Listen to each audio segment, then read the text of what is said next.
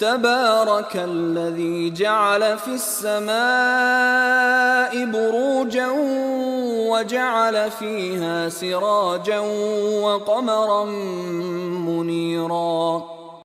وهو الذي جعل الليل والنهار خلفة لمن أراد أن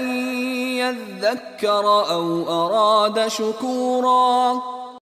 بابرکت ہے وہ جس نے آسمان میں برج بنائے اور اس میں آفتاب بنایا اور منور مہتاب بھی،